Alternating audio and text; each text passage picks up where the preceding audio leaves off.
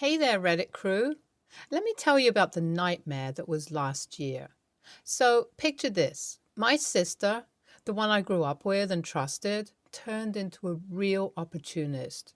She saw a chance and took it, even if it meant dragging me down with her false testimony. Her false words had some serious consequences. I lost custody of my precious kids to my husband. It was bad, and I felt like my whole world had come crashing down.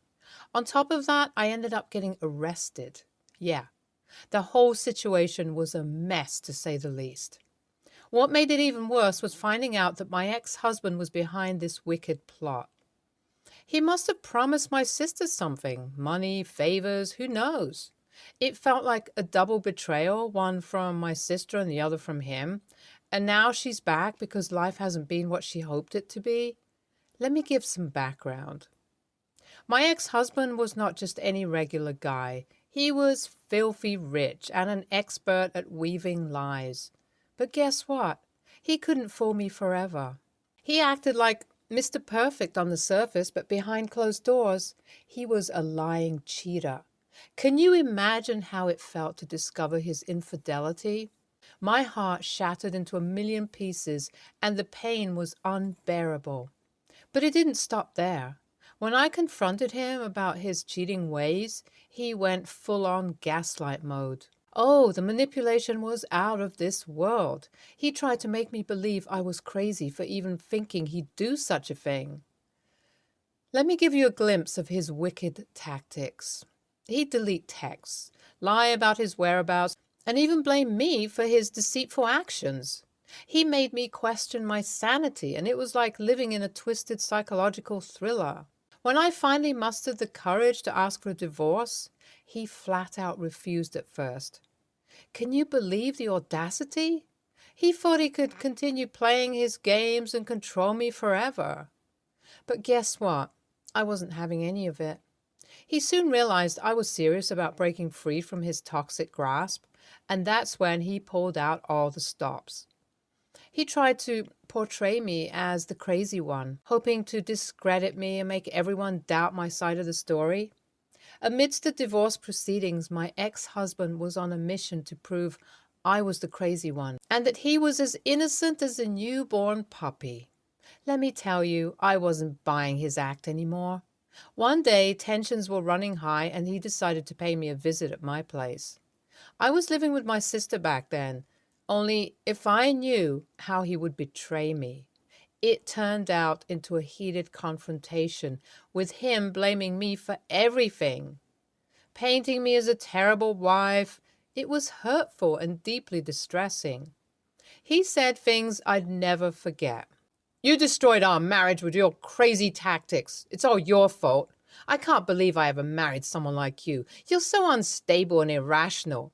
You've always been the problem in this relationship. It's like dealing with a ticking time bomb, he said, as he blamed me for being the reason behind his entire drama. He continued, no wonder our kids are better off without you. You're unfit to be a mother. You're delusional if you think anyone will believe your side of the story. I was so mad, and he just kept going. Everyone knows you're the crazy one. I've got the upper hand here. You're just a drama queen, trying to play the victim card. I had enough when he said, throw another fit. That's all you're good at. Can't handle your emotions, huh? He was intentionally trying to make me feel like I was losing my mind, gaslighting me with every word. And yes, I admit, amid the argument, I made a mistake. In a moment of anger, I threw away a few bottles. So my sis was there, right in the thick of it all, witnessing the fiery confrontation between me and my ex. I was kind of hoping she'd have my back, you know? Like maybe she'd testify on my behalf and show the truth to the world. But no, that's not how it went down. Instead, she did a total of 180 and supported my ex-husband. She had the nerve to claim he was this super nice guy while making me out to be the villain. And to top it off, she threw in this wild tale that I tried to harm him by throwing those glass bottles. My ex played the victim card like a pro. He kept on with this whole I deserve custody because she's unstable shtick. It was like he had this whole script ready and my sis was reading straight from it. I was frustrated and hurt beyond words. I fought tooth and nail to prove my innocence, but it seemed like the odds were stacked against me. No matter how hard I tried, I couldn't catch a break. It felt like I was in this never-ending loop of injustice. As a result, I lost custody. I had always been there for them, and now they were being taken away from me. It was the worst kind of pain a parent could ever experience. Also, I got arrested for the whole bottle throwing incident. The authorities didn't take it lightly, and it landed me in a legal mess. I was charged with assault and reckless endangerment, which made my situation even more dire. The court found me guilty and sentenced me to 6 months in jail. 6 long months away from my kids, away from everything I held dear. It was like a nightmare come true, and I couldn't believe how my life had taken such a dark turn. I was stuck in this seemingly never-ending cycle of loss and pain. It was hard to see a way out, and I felt like the world was against me. Once I finally got out of that dark and suffocating place, I was drowning in a sea of depression. I felt lost, broken, and utterly defeated. In a desperate attempt to be a part of my kids' lives, I reached out to my ex-husband, begging him to consider joint custody, or at least give me 1 day a week with them. But you know what? He turned a deaf ear to my pleas. It was like he was enjoying having all the power, leaving me with nothing but heartache. My depression worsened, and it felt like I was spiraling down a never-ending pit of despair. But luckily, I had a support system that stood by my side. My parents were my rock. They took me to therapy. Their love and support kept me going when I felt like giving up. On the other hand, my sister seemed to be living her best life, having a blast with her newfound wealth. It stung to see her living carefree while I was drowning in pain and sorrow. I couldn't help but wonder how she suddenly came into all that money. Deep down, I knew it was likely tied to her involvement in the whole mess with my ex-husband. Life seemed unfair, and I was struggling to find my footing again. But you know what they say, when you hit rock bottom, the only way to go is up.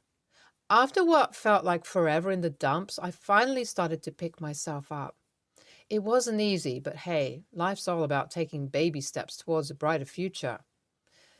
Slowly but surely, I saw a glimmer of hope shining through. Then bam, out of the blue, my sister shows up at my doorstep, all apologetic and wanting to make amends. I got to admit, it was tough to see her there knowing all the crap she put me through. Turns out my ex-husband, the master manipulator, had cut ties with her. Guess she was no longer useful in his twisted game. Karma's got a funny way of biting back, huh? So now my sister's in a real pickle, broke with no place to crash. You can't help but think, what goes around comes around. My parents, on the other hand, were like, nah, we ain't taking her back. Not after what she pulled on you, kiddo. But here's where I had an idea. I mean, what if there's a silver lining in all this mess? I decided to give her a shot at redemption, but with a condition. Spill the beans, girl. If she wanted to patch things up, she had to come clean for once in her life. No more lies, no more covering up for Mr. Cheater.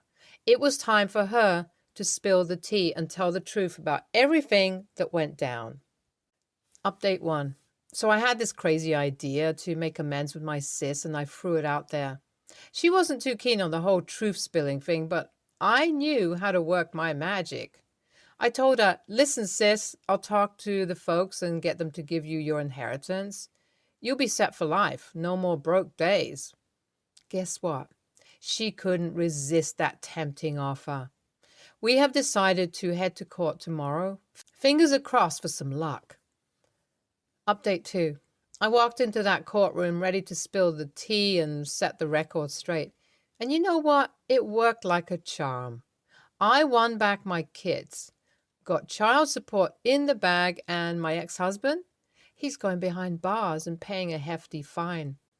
She showed the court the receipts, texts and all where my ex was begging her to lie for him and transferring money left and right.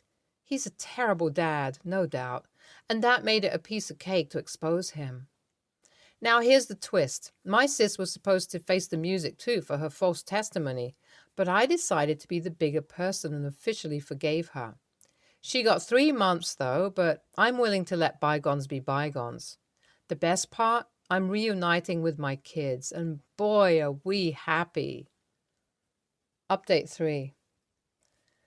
Fast forward a month and life couldn't be better. I'm on cloud 9 and my kids are beaming with joy. We're bonding again, and that's what truly matters. I had my parents give my sis her inheritance. No more drama. Please. But let's be real. I know her like the back of my hand. She'll probably burn through that money like wildfire. But you know what? I'm done with all that drama, and if she runs out of cash, she's on her own. I'm living life to the fullest with my precious little ones. It's all about happy moments and making memories together. So here's to a new chapter of happiness, away from all the chaos. NTA, no doubt about it. OP went through some seriously messed up stuff with the ex and sister. Losing custody of kids and getting arrested? That's rough, man. But hey, you didn't back down. You fought for her kids like a boss. And in the end, justice prevailed. She got her kids back. Total win. Forgiving your sister was big-hearted, all in all. NTA. She deserves all the happiness with her kids. No question about it. NTA, this story is like some intense courtroom drama, man. Your struggles hit hard. Losing custody, dealing with lies and betrayal. Tough break, seriously, epic. Justice served, baby. Props to you for forgiving her and focusing on her kids. But be wary of her, please. Don't trust. Next story. I, 21, female, live with Amy, 21, female. We get along fine, but I wouldn't say we're great friends or anything. About 2 weeks ago, Amy started dating this guy, Josh, 20, male. Josh is apparently very allergic to peanuts.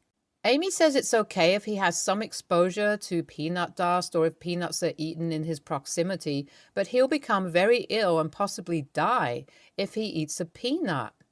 Amy wants to be really careful about peanuts in the house now. I have a big tub of peanuts, maybe 4 inches wide and 5 inches tall. The 2-pound Planters peanuts you find at the grocery store that I eat often as a snack. And Amy asked me to throw it away. I told her no. I'm happy to purchase a snack besides peanuts when I finish the tub. It's about half eaten. I'll probably finish it in about 2 months. I'm not married to peanuts or anything, but I'm not going to throw away perfectly good food. I was raised without enough food on the table sometimes, and I absolutely will not waste a bunch of food. I know it's not the biggest deal, but it's a principal thing for me. Now, if it was my roommate who was allergic to peanuts, I would definitely consider it. But my roommate's boyfriend of 2 weeks, who does not pay rent here, is not a valid reason for me to waste food. I always wipe down the counter after I eat anyway, so I will keep traces of peanuts away from Josh, even though he's okay to come into slight contact with it. If he is concerned about contact with peanuts, he does not have to come over much for the next 2 months. Again, after that, I'll buy a different snack. But until then, I'm going to keep eating my peanuts and cleaning up after I do so.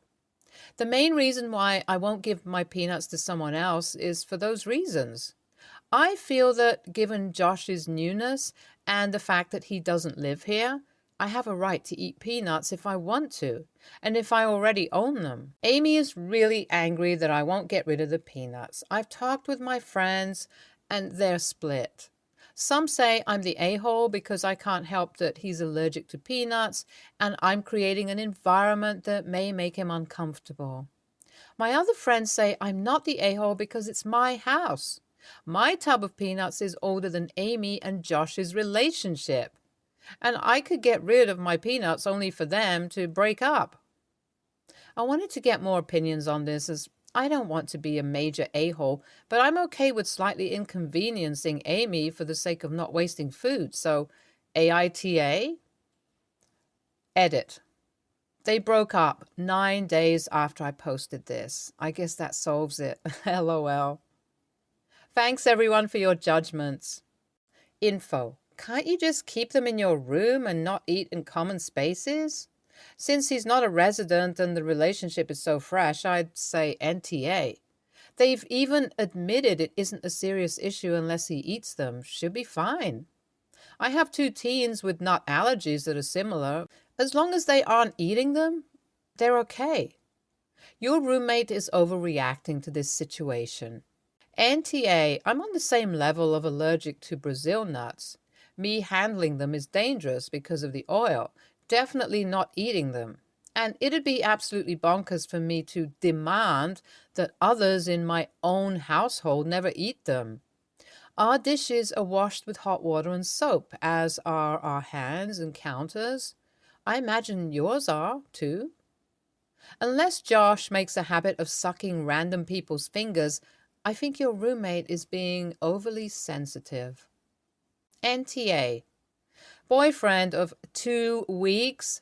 Yeah, no, I wouldn't change my diet for my roommate's brand new beau either. You live there. He doesn't. He needs to be aware of the presence of peanuts. Does he expect his friends and extended family to give up peanuts too? Next story. I just job hopped and landed a job at a frankly ridiculous salary. I went from making $120,000 doing software engineering to $310,000 in a senior systems engineering role, plus a sign-on bonus and stock options.